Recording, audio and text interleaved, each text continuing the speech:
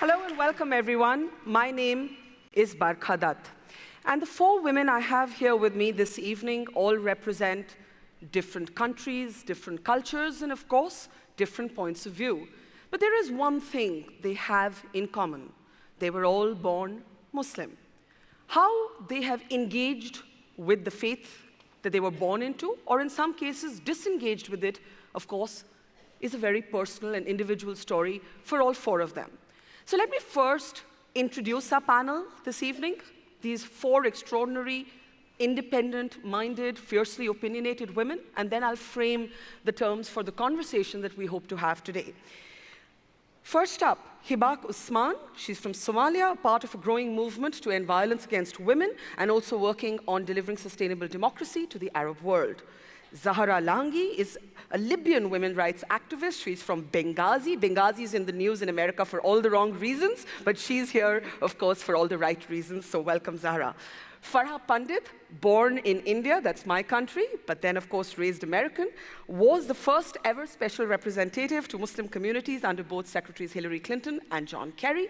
And finally, Somalia-born but Dutch-American, Ayaan Hirsi Ali, perhaps one of the most famous, globally known critics and dissidents of Islam, someone who has actually had to face death threats and a fatwa for her contentious views on the religion that she was born into.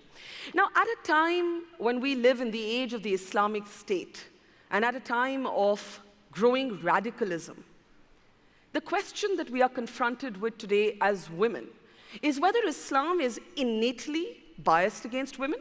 Are Muslim women then somehow more oppressed than women of other faiths?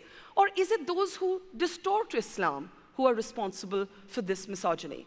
That is the question we face today. Of course, some of you might ask why we're here to discuss women in Islam. Why not women and religion? Aren't all religions, Christianity and Hinduism included, tilted against women? And finally, do you even need the excuse of religion to talk about misogyny? Look closer home at Donald Trump. What he said about women, according to me, is so much worse than the Muslim fundamentalists he seeks to keep out of the United States of America.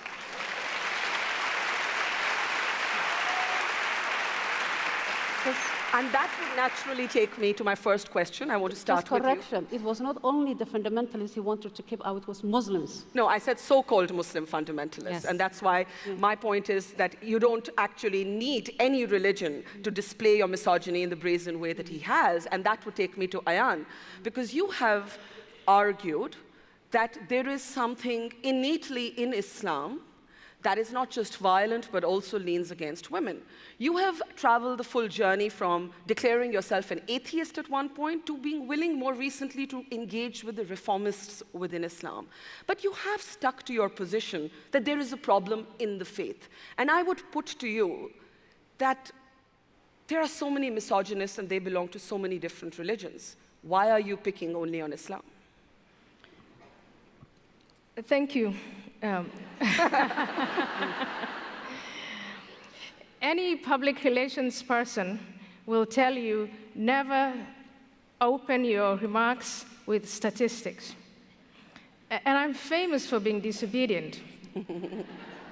And so I'm going to do just that. And I'm going to take from a Pew Research, and Pew does this research on religion, and particularly in the Islamic world, year after year. In 2013, they had the following question. They have this question all the time, but here goes. Do you favor or oppose making Sharia law or Islamic law the official law of the land in our country?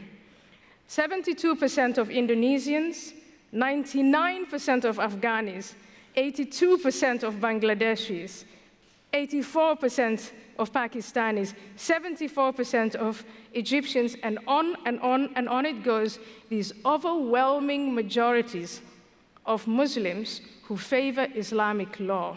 My position is, and has always been, let's make a distinction between Islam as a doctrine and Muslims as fellow human beings who are incredibly diverse. I embrace Muslims, but I reject Islamic law. I reject Islamic law because it's totalitarian. I reject Islamic law because it's bigoted, and especially bigoted against women. Where Islamic law becomes the law of the land, if these attitudes are translated into law, women will need a male guardian. Child marriage is reintroduced. You'll be disinherited. If you're raped, it's your fault and you get stoned to death. And we see numerous examples of that today. I reject Islamic law because it's inherently hostile to women. It is so bigoted. And everything we talk about in this conference regarding Islamic women, we condemn all of these practices, but we will not defeat, we will not eradicate these practices unless we talk about the principle, and the principle is enshrined in Islamic law unreformed. Aren't the orthodoxies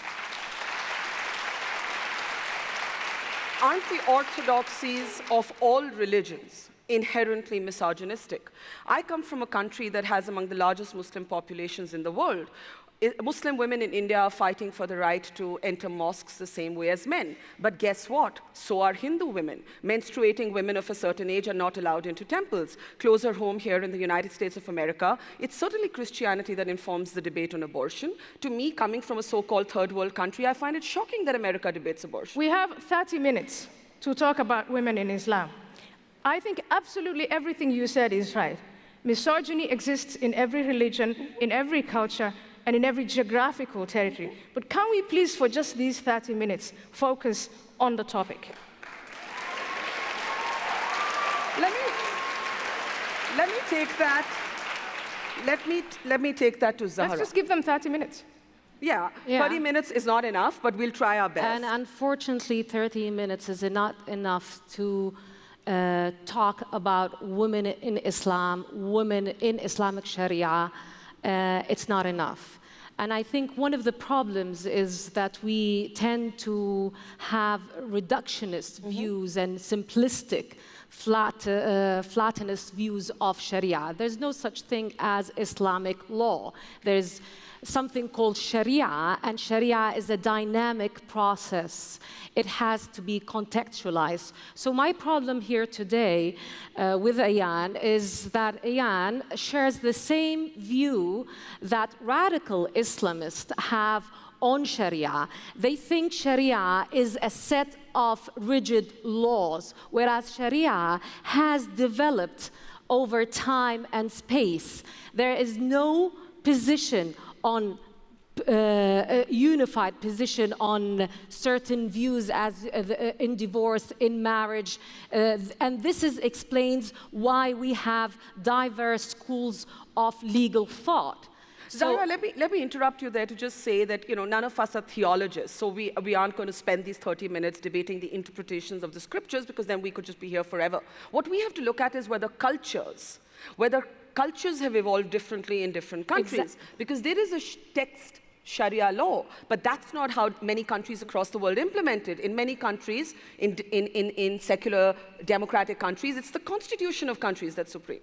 One of the problems is it's very difficult to have a disinformed debate on this topic that is politicized as it is today. Sharia is a process, dynamic process. Sharia is not a text. We have one text, that is the Quran, and we have ahadith, the sayings of the Prophet. So these are the scriptures. However, the interpretation and the misinterpretation as well has been what developed the whole Islamic tradition of Sharia and theology. So Sharia deals with laws, theology deals with matters that is related Zahra, let me put it to you like this. If you had to explain to Ayan why you might be facing misogyny because you're a woman, but you're not necessarily facing misogyny just because you're a Muslim, what would you say? There's a distinction there. Yeah, I think gender intersects with several categories. It intersects with culture, religion, class, age, a lot of things. So there is misogyny. We are on the front line in our societies as we've been fighting for over years, and specifically the 5 last years, to ensure that there are human rights, women's rights in our society. We admit there is misogyny. However, we do not say that this misogyny is innately inherent in Islam. This misogyny is embedded in cultural customs. Quick interjection there before I bring in Farah and Hibak in, Ayan. You've been quoted as saying that if refugees are coming to this part of the world and bringing their misogynistic views on Sharia law, then they better just take a legal U-turn. That's what you've said on record. And people have said Ayaan Ali Hirsi and Donald Trump are speaking the same language, and he's a misogynist. I mean, I don't even want to complete that sentence what I think of him. So how do you feel like being on the same side as Trump? I've been doing this for about the last 14 or 15 years, and maybe I'm allowed a sigh. Well, it's my job to provoke, so. A sigh. Because number one, I'm amazed at the betrayal of Muslim women who, for whatever reason, have had an education and are able to emancipate themselves from Islamic law, insisting that Islamic law is not what it is and that we don't understand it. We live in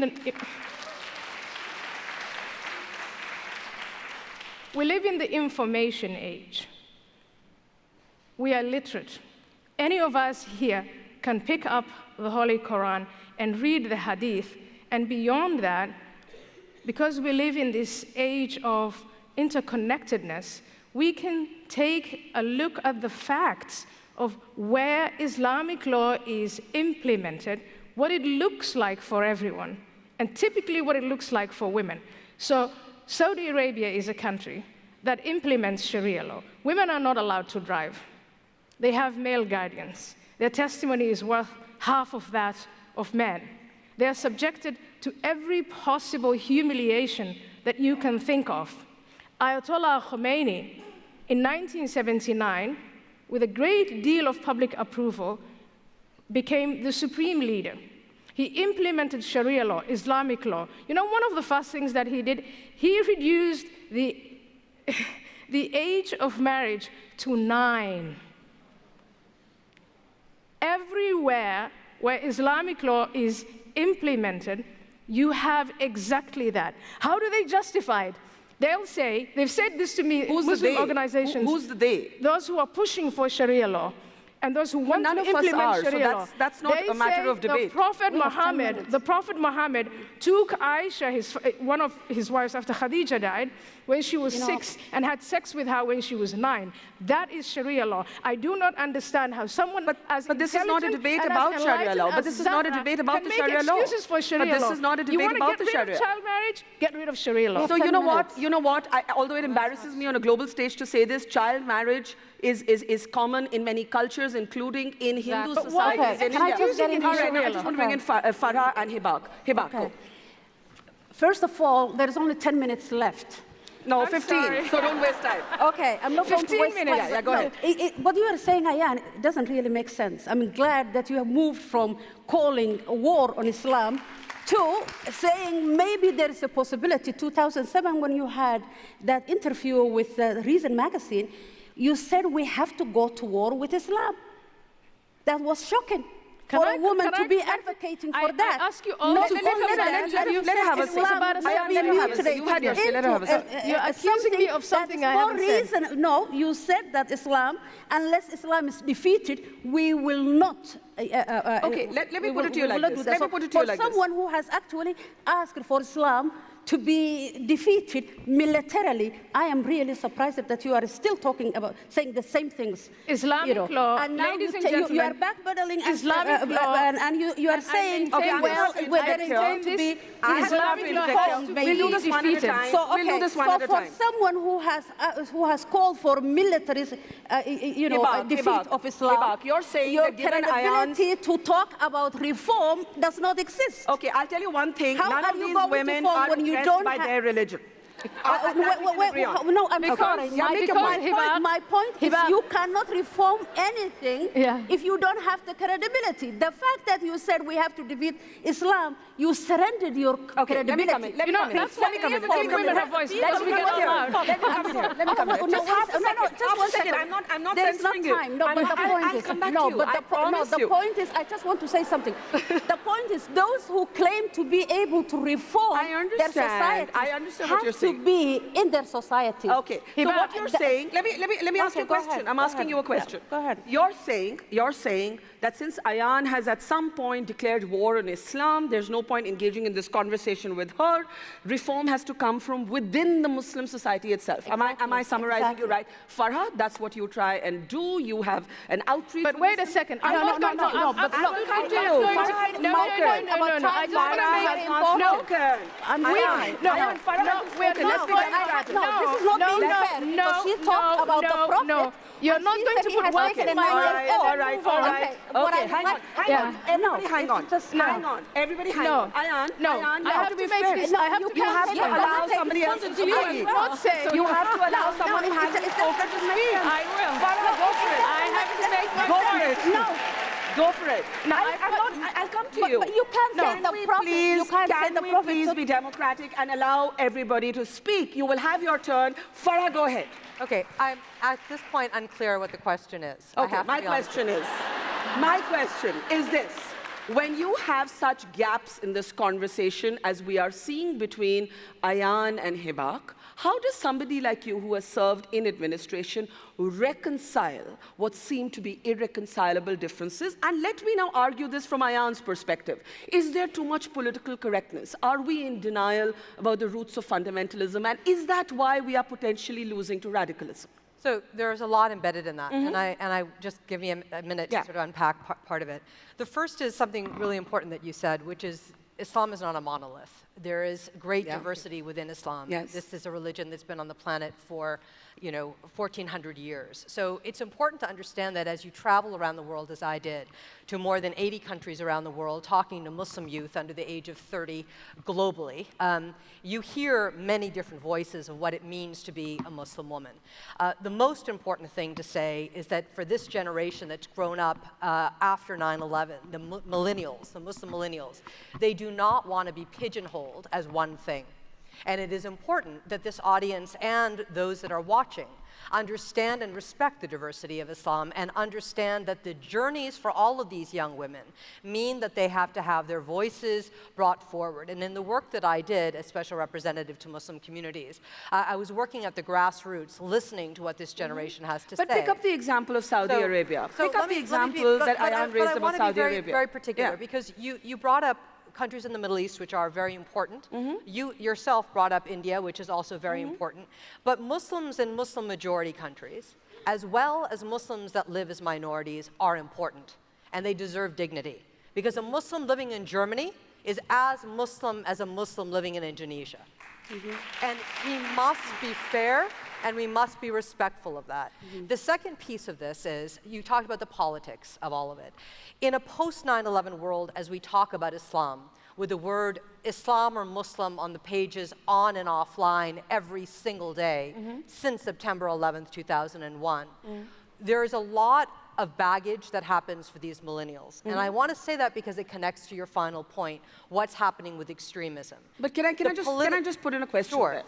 The question, because we're on limited time, is how do you deal as a state with countries like Saudi Arabia? There has been a great deal of skepticism about the United States not being tough enough on the rights of women, whereas in Afghanistan and Iraq, the rights of women have almost been used as one of the contexts for military intervention.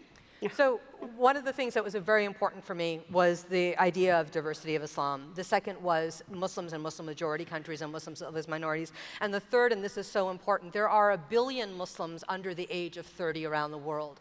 And this is what is actually the crux of the issue. For them, it is critical that we understand that we can't politicize their populations. You heard woman after woman on the stages yesterday and today talk about the difference between a nation state and the people within those cultures.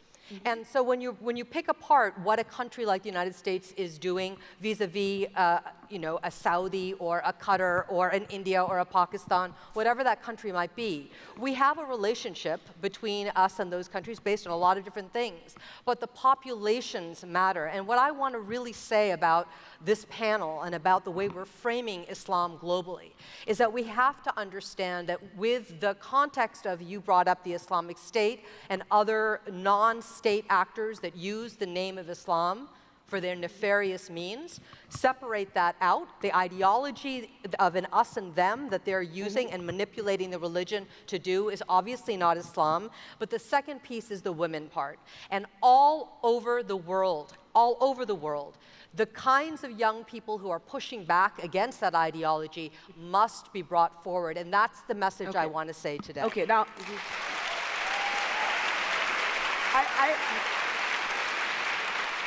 I want to bring in Ayan at this point, because what I understood from Hibak was that she believes that there's, there isn't a dialogue possible between her and you, because you come from a war on Islam position, as she puts it. And there is that famous interview of yours, I think in 2007, where you called Islam a nihilistic cult of death. So the question then becomes, for women, if the war is going to be with Islam, what about all the millions of Muslim women who are believers but are fighting within their faith? Exactly. So that's exactly why I was so incredibly vehement.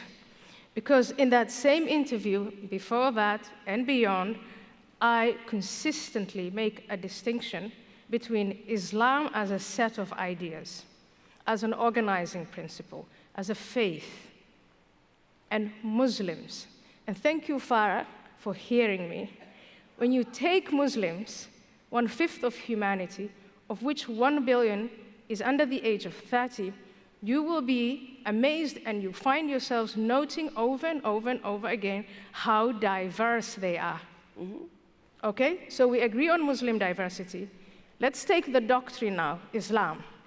Islam unreformed as a political doctrine, the insistence on not separating religion from politics, unreformed, at this point, insists more on life after death than it does on life before death. So unreformed, it is a nihilistic cult of death. But Muslims, being free agents, can reform it.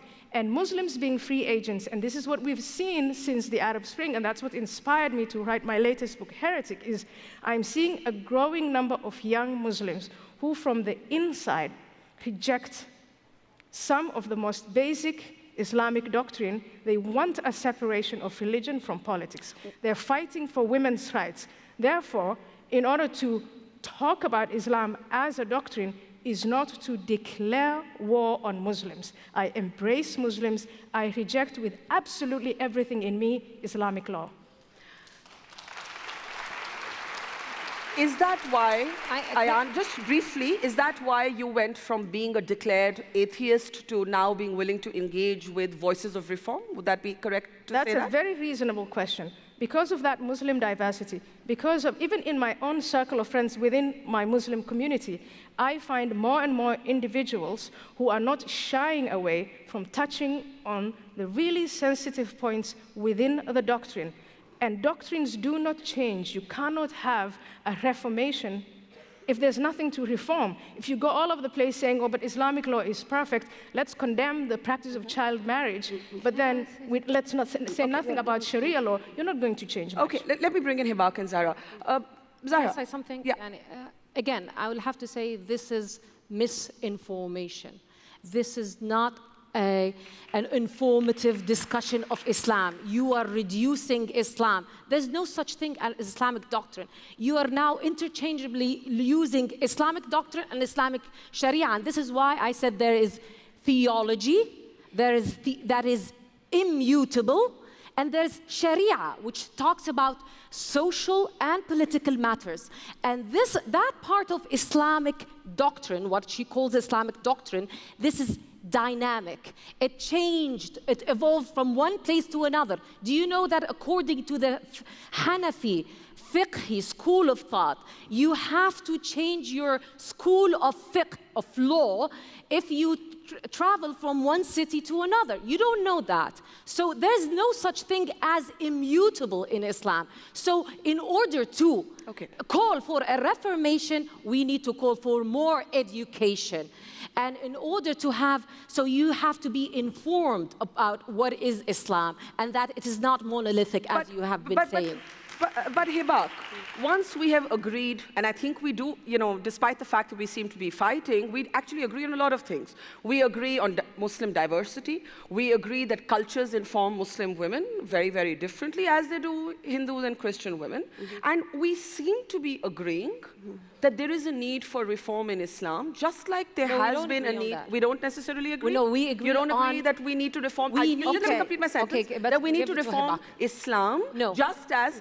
Let me complete my sentence. Just as I would call for reform in the orthodoxies of all faiths that are misogynistic to women, and I believe all faiths are. Islam is a reformative message in itself. What we need to inform is Muslim minds, Muslims' interpretations, not Islam.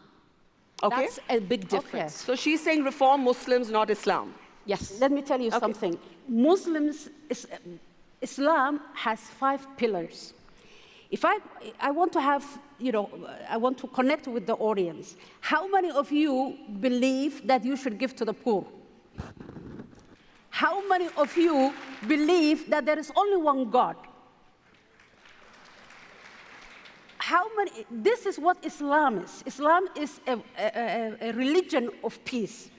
If you talk about reformation, absolutely there are challenges. Any religion. If you look at the Abrahamic faith, we all remember that story of Eve being in what is the Jannah, in heaven, and all of a sudden she, before Eve, Adam was lonely, and then Eve was created from his crooked rib, not even a straight rib, okay? And then, while she was just wandering around, she decided not to listen to him, and the culture of Muslims and Jews and Christianity is based on that women should be controlled. So there is culture, there is that culture, but Islam gives the right of women. Islam needs to be, we need to educate young people, and we need to educate the Islamic imams. What is a terror group that calls itself the Islamic State for you? This is the whole point. The Western media calls them the Islamic. There is nothing Islamic about them.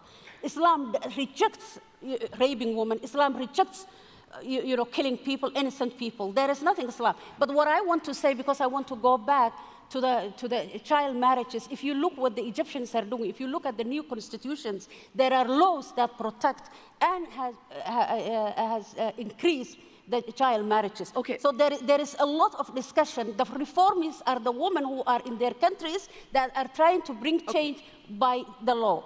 Farah, would you have been more comfortable if we had been discussing women and religion and not women and Islam? Just a thought. It's not a question of comfort. Look, this is a very complicated topic, and we're going in a lot of different directions, and we can do that. But what I think, but that speaks to the fact that there is no one easy answer, right? But the point really is as you think about how complex this topic can be, it means many things to the thousands of people that are in this room. At its base in 2016, as we are looking at issues of terrorism, as we're looking at issues of all kinds of things that are happening globally, the name, as you said, the name of Islam is being mushed into all of this, and it becomes very complicated. But I really want to turn us to actually a more optimistic component here, which is back to sort of what's actually happening on the ground. And if you combine what the last 2 speakers were talking about in terms of understanding what the difference between culture and religion is, talking about education. For me, as I saw vibrant, young, diverse, exceptionally passionate young Muslim millennial females around the world, they do not want to be held back by the discourse that's happening in the media. They are not going to be held back by a victim mentality, which is where everybody puts Muslims these days. But they want to actually tell their own stories. And I really want us to understand that all of the things that we're talking about in our generation as we're having this conversation, 20-somethings and 30-somethings are having a very different kind of conversation. Yeah. And they're taking back their own narrative about what it means to be modern and Muslim, what it means to be a female Muslim, and most importantly, on the subject that's happening here, what it actually means to unpack in a global, modern era when you are a digital native, and with the swish of their finger, they can connect ideas around the world, what Islam is going to mean for them for the next 20 years. Okay, I've got 5 minutes left, so I guess time for some final comments. Ayan, there are those who would argue, especially from my part of the world, that gender is it's a global debate. It happens in different ways in different cultures. B, it's often very contradictory. And so let me put it to you that in South Asia, there's no fuss about having a female head of state. So even in a Muslim country like Pakistan, you actually have had a woman leading the country, but in the United States of America, this is still a debate. So there are those who would say that your labels of Muslim societies as innately backward doesn't work. Look at this example, Benazir Bhutto. Are you? I'm that is the asking question? you, yes. Oh, I don't know if I said any of that. Again, I go back to my distinction, and I think Farah, you really do make, and you get that distinction. There's Muslim diversity, and within that Muslim diversity, you're going to see people who take a lot of Islamic law and want to get it as pure as possible. But on the other spectrum, you see Muslims, and that makes me optimistic. More and more Muslims who, on the inside, you may have heard today that there was a Bangladeshi blogger who was hacked to death on the streets of Dhaka. This has happened frequently in Cairo, in Tunisia, even here in the United States of America. There are more and more Muslims who are not willing to lay the blame of their internal philosophical affairs on external factors like Zionists or the American media or stuff like that. They understand that they need to compete with the Islamists who are pushing for Sharia, and they're pushing back. And I think that's what we need to embrace. And in doing so, and I think the most important way to do it is to acknowledge their fight, which is a dangerous fight. It's a fight where the people that you disagree with on the inside want to kill you. I don't mind arguing with the Islamists and the extremists. They want to kill me, I don't want to kill them. Yeah. And I think ultimately the power of the word is going to win, but we have to, with everything in us, protect that freedom of speech from allegations of Islamophobia, from all other kinds of fabricated ways of silencing people, and ultimately from violence. Farah, what happens when your identity, or anybody's identity, as a feminist and as a multiculturalist clashes? In France, for example, France in public schools does not want any overt religious symbolism. So the veil is a problem for French governments, as is the Sikh turban. Muslims would say this is a homogenization of culture. The feminist in me would be confused. You know, what is the veil? Is it a sign of multiculturalism, or is it a sign of oppression? Look, I am not going to opine on what is the right way to express your own identity. The one thing that I absolutely know, and I want to hit home with this since we have a minute left, the one thing that is key for Muslim millennials is every single day since September 11th, 2001, they have been seeing the word Islam or Muslims on the front page of papers. And this particular generation is having a crisis of identity like no other because they are digital natives. This issue of what they look like, what it means to be Muslim to them, how they decide to act very openly or very quietly, is not a question that we have actually talked about in the media. nor have we talked about it and really understood the impact of that crisis of identity on the way extremists are able to recruit. So I leave you with this. Would you agree with the French, or you disagree with them? No, let me tell you, having spent a lot of time in Europe talking to the millennial Muslims out there, the expression of identity means many things. It is not just whether or not you're veiling or not, and I think it is very important that when we talk about this, we don't shortcode things to say Germany is right, France is wrong, Spain should do this, and America should do that. Okay. Let me just get Zahra. I want to ask both of you, what is the one stereotype about Muslim women that you face all the time that is so far from the truth of your own lives? Zahra. The first thing is that all Muslim women are one. This is a myth that we need to dispel.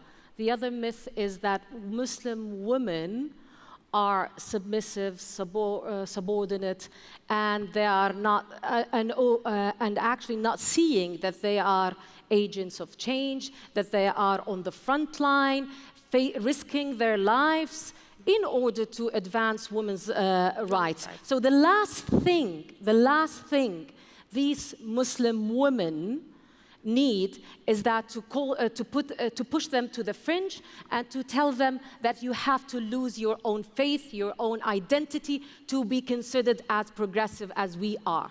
That's the last thing that. So what's the one change you'd like to see in your society? I'd like to see more equality. I would like to see a reformation in Muslim minds up to the standards and highest principles of Islam on equality, on dignity. That's what I would like to see. Hibak, does human rights supersede religious rights? No, No? no, absolutely not. Why would you Because say that? Islam gives you all the rights as a woman that you need. You just have to understand it, number one. Number two, The audience doesn't agree. It doesn't matter. The audience are from the United States and they like brands. They like people who really can say, well, you know, people who look like them, talk like them, and take their ideas. But the point is here, what I'm more But interested... we're in a very diverse New York City. You can be who you I want hope to so. here. There's nothing But homogeneous I think here. what you asked about the hijab, Yeah, I it's- think the people who are pushing for hijab and the people who, you know, for women to put hijab and the people who are pushing her to take it off are the same. Because both of them are taking the right of women to decide what she wants Those to do. pushing it on and those pushing to take it off. Yes. I think we could agree on that. And I am out of time. I think we may have convinced you that there is nothing that you can stereotype on the basis of religion, country, and let's extend that courtesy to the United States of America as well.